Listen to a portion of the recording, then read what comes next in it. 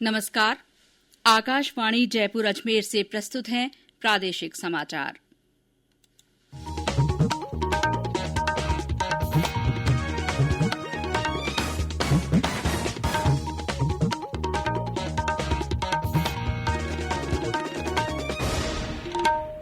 मुख्य समाचार।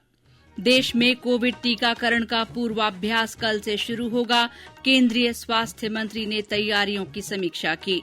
प्रदेश में 7 जिलों के 19 स्थानों पर कोविड वैक्सीन का ड्राई रन किया जाएगा।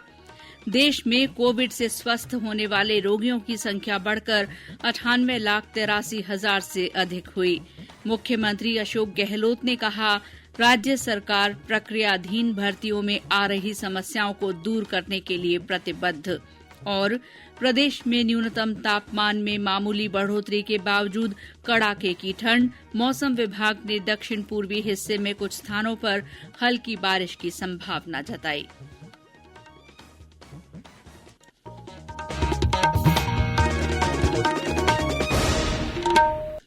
समाचारों के साथ मैं शीला चावला। कोविड-19 महामारी के खिलाफ देश एकजुट होकर लड़ रहा है। आप भी हमारे साथ सुरक्षा और बचाव के 3 आसान एहतियाती उपायों का संकल्प लें। मास्क पहनें, 2 गज की दूरी है जरूरी, सुरक्षित दूरी बनाए रखें, हाथ और मुंह साफ रखें। और अब समाचार विस्तार से। देश में कोविड टीकाकरण का पूर्वाभ्यास सभी राज्यों और केंद्र शासित प्रदेशों में कल होगा।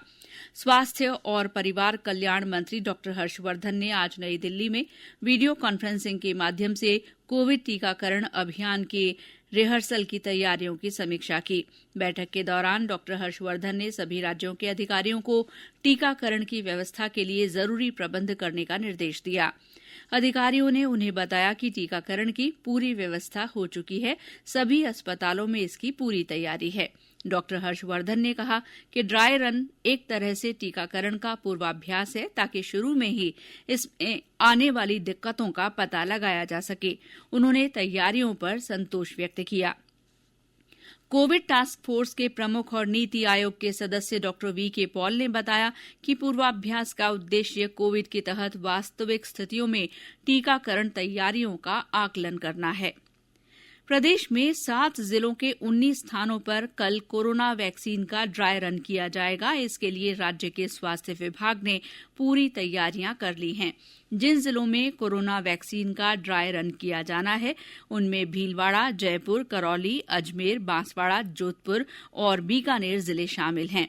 स्वास्थ्य विभाग के निदेशक आरसीएच डॉक्टर लक्ष्मण सिंह ओला ने आकाशवाणी को बताया कि जयपुर और बांसवाड़ा में 4 स्थानों पर ड्राई रन किया जाएगा, जिसकी सभी तैयारियां पूरी हो चुकी हैं।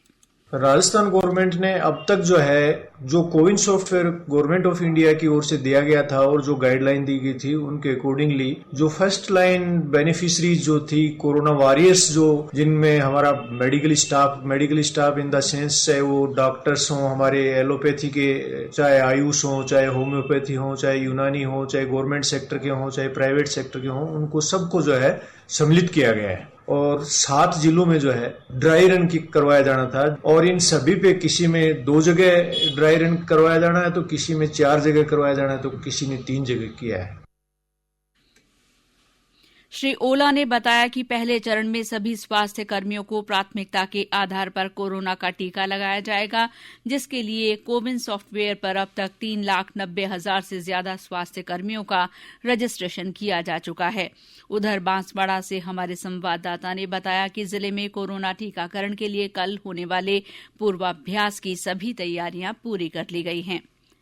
देश में कोविड से स्वस्थ होने की दर बढ़कर 96.08% हो गई है। पिछले 24 घंटे में 23,000 से ज्यादा कोविड रोगी स्वस्थ हुए हैं।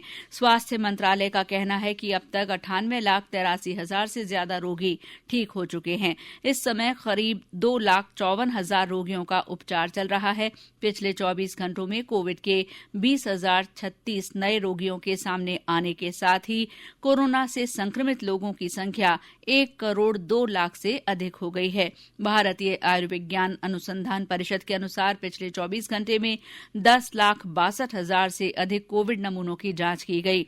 अब तक 17,61,00,000 31 लाख नमूनों की जांच हो चुकी है। केंद्र सरकार की ओर से कोरोना के विरुद्ध जन जागरूकता आंदोलन चलाया जा रहा है। इसी के तहत आकाशवाणी जयपुर के समाचार बुलेटिनों में विशेष श्रृंखला जनता का संदेश जनता के नाम चलाई जा रही है। श्रृंखला के तहत सुनिए हमारे एक और श्रोता का संदेश। मैं जगदीप डेलू ओडू सिनेंद्री बाड़मेर से सभी प्रदेशवासियों से अनुरोध करता हूं, कोरोना की दूसरी लहर कई देशों में देखी गई है। प्रधानमंत्री जी के नारे दवाई भी और कड़ाई भी का पालन करें। जय हिंद, जय भारत।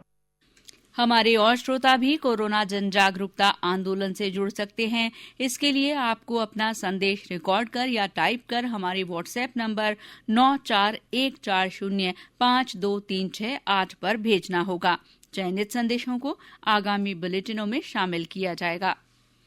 ये समाचार आकाशवाणी जयपुर अजमेर से प्रसारित किए जा रहे हैं। समाचार बाकी हैं अभी, लेकिन पहले ये संदेश। चलो मिलकर एक शुरुआत करें, चलो एक फैसला आज करें, मास्क नहीं तो टोकेंगे, कोरोना को रोकेंगे, चलो एक इरादा करते हैं, चलो कुछ वादा करते हैं, मास्क नहीं तो टोकेंगे, कोरोना को रोकेंगे।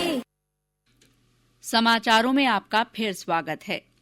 मुख्यमंत्री अशोक गहलोत ने कहा है कि राज्य सरकार प्रक्रियाधीन भर्तियों में आ रही समस्याओं को दूर करने के लिए प्रतिबद्ध है। आज एक ट्वीट में श्री गहलोत ने कहा कि एलडीसी भर्ती 2018 में सामान्य और ओबीसी श्रेणी के नए पद सृजित कर 593 अभ्यर्थियों का चयन किया गया है। इससे नियुक्ति संबंधी विवाद समाप्त हो गया है। मुख्यमंत्री ने कहा कि सरकार की मंशा है कि राज्य में जितने भी ऐसे लंबित मामले हैं उनका हल निकले। प्रधानमंत्री नरेंद्र मोदी ने सबके लिए घर का वायदा करते हुए कहा है कि गरीबों की मुसीबतें खत्म होने का समय आ गया है। नव वर्ष के पहले दिन आज वर्चुअल माध्यम से देश के 6 राज्यों में वैश्विक आवासीय प्रौद्योगिकी चुनौती GHTC इंडिया के तहत लाइट हाउस परियोजनाओं की आधारशिला रखते हुए प्रधानमंत्री ने कहा कि इन परियोजनाओं से शहरी आवासीय जरूरतें पूरी करने में मदद मिलेगी। प्रधानमंत्री ने कहा कि सरकार ने भवन निर्माण क्षेत्र में अनुसंधान और नवाचार को बढ़ावा देने के लिए आशा इंडिया परियोजना शुरू की है।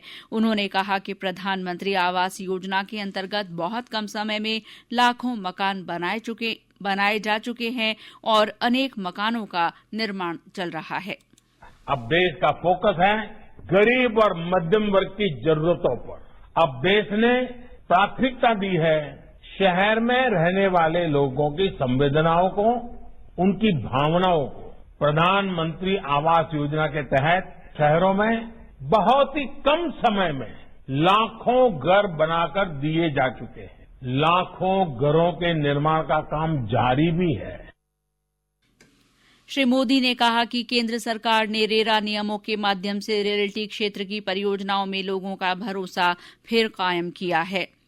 प्रदेश में नववर्ष के मौके पर लोगों ने कोरोना गाइडलाइन की पालना के साथ मंदिरों में दर्शन किए और दान पुण्य किया। सवाईमाधोपुर के रणथंभौर स्थित त्रिनेत्र गणेश मंदिर और चौथका बरवाड़ा के मंदिर में श्रद्धालुओं ने कतार में दर्शन किए।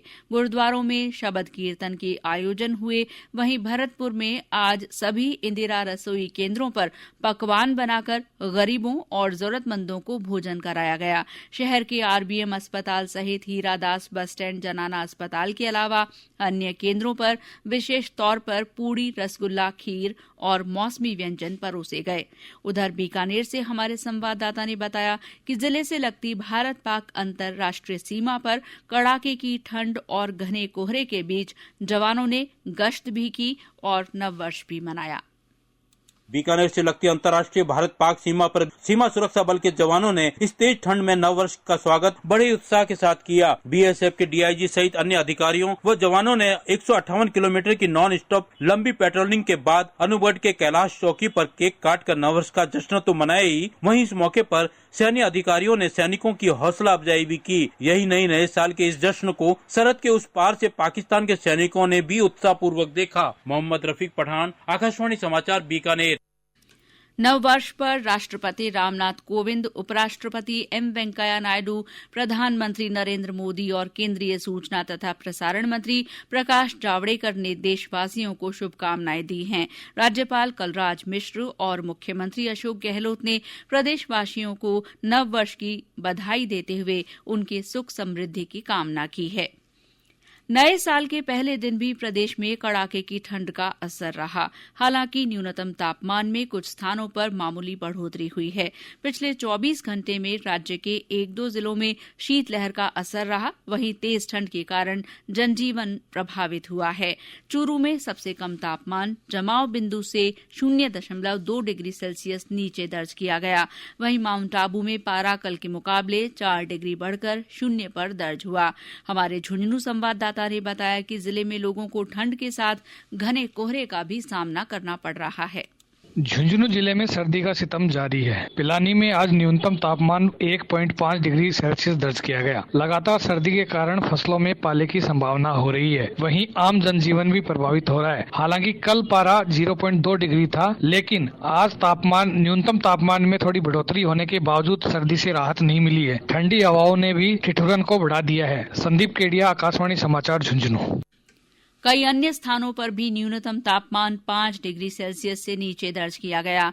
दूसरी ओर जयपुर में आज तापमान में 4 डिग्री की बढ़ोतरी हुई। इस बीच मौसम विभाग ने आज झुंझुनू और चूरू में कहीं कहीं शीतलहर चलने की चेतावनी जारी की है। विभाग ने इसके अलावा कल कोटा, बूंदी, धौलपुर, भरतपुर, करौली, सवाईमाधोपुर, टोंक और दौसा जिलों में कहीं कहीं हल्की बारिश की संभावना जताई है। राज्य में मदरसों के निर्माण के लिए 5 करोड़ 38 लाख रुपए की स्वीकृति जारी की गई है। अल्पसंख्यक मामलों के मंत्री सालेह मोहम्मद ने बताया कि इस राशि से 36 मदरसों में कक्षाओं के लिए कमरे और अन्य निर्माण कार्य करवाए जाएंगे। उन्होंने बताया कि इस साल मदरसों के विकास कार्यों के लिए 7 करोड़ रुपए मंजूर किए गए हैं। मुख्यमंत्री अशोक गहलोत ने खान विभाग में एमनेस्टी स्कीम की अवधि आगामी 31 मार्च तक बढ़ाने के प्रस्ताव को मंजूरी दे दी है। गौरतलब है कि ये एमनेस्टी योजना पिछले साल 24 सितंबर से 3 महीने के लिए प्रभावी की गई थी। योजना की अवधि बढ़ाने से बकायादारों को राशि जमा कराने का अतिरिक्त मौका मिल सकेगा। नेहरू युवा केंद्र द्वारा वर्षा जल संरक्षण के प्रति जागरूकता के उद्देश्य से कैच द रेन अभियान शुरू किया गया है। इसी के तहत आज पाली में सांसद पीपी चौधरी ने युवाओं को जल शपथ दिलाई।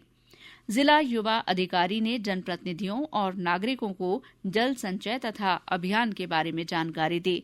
श्रीगंगानगर में जल संरक्षण अभियान से संबंधित एक पोस्टर का विमोचन जिला कलेक्टर ने किया। नेहरू युवा केंद्र के समन्वयक ने बताया कि नए साल के मौके पर युवाओं ने ऑनलाइन वेबिनार के माध्यम से जल संरक्षण का संकल्प लिया। सवाईमाधोपुर में जिला कलेक्टर राजेंद्र किशन ने नेहरू युवा केंद्र के catch the rain water poster का विमोचन किया। बाद में जिला कलेक्टर ने नेहरू युवा केंद्र के स्वयंसेवकों को जल शपथ दिलाई। बूंदी में पैथोलॉजी लैब में अत्याधुनिक ऑटोमेटिक ब्लड टेस्टिंग मशीनों का लोकार्पण सामान्य चिकित्सालय के प्रमुख चिकित्सा अधिकारी ने किया। नई तकनीक की मशीनों से जांच की गति और गुणवत्ता दोनों में बढ़ोतरी होगी। सड़क परिवहन और राजमार्ग मंत्रालय ने राष्ट्रीय राजमार्ग नेटवर्क के टोल प्लाजा पर पूरी तरह से फास्टैग के माध्यम से भुगतान की अनिवार्यता 15 फरवरी तक बढ़ा दी है। इससे पहले भारतीय राष्ट्रीय राजमार्ग प्राधिकरण ने टोल राशि नकद लेने की व्यवस्था आज 1 जनवरी से पूरी तरह समाप्त करने की घोषणा की थी।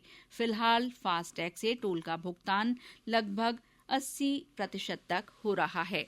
और अंत में मुख्य समाचार एक बार फिर।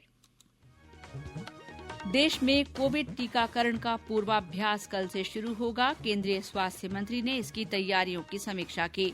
प्रदेश में 7 जिलों के 19 स्थानों पर कोविड वैक्सीन का ड्राई रन किया जाएगा। देश में कोविड से स्वस्थ होने वाले रोगियों की संख्या बढ़कर 98,83,000 से अधिक हो गई है। मुख्यमंत्री अशोक गहलोत ने कहा है कि राज्य सरकार प्रक्रियाधीन भर्तियों में आ रही समस्याओं को दूर करने के लिए प्रतिबद्ध है। और प्रदेश में न्यूनतम तापमान में मामूली बढ़ोतरी के बावजूद कड़ाके की ठंड का असर बना हुआ है। मौसम विभाग ने दक्षिण पूर्वी हिस्से में कुछ स्थानों पर हल्की बारिश की संभावना जताई है। इसी के साथ प्रादेशिक समाचार बुलेटिन समाप्त हुआ। नमस्कार।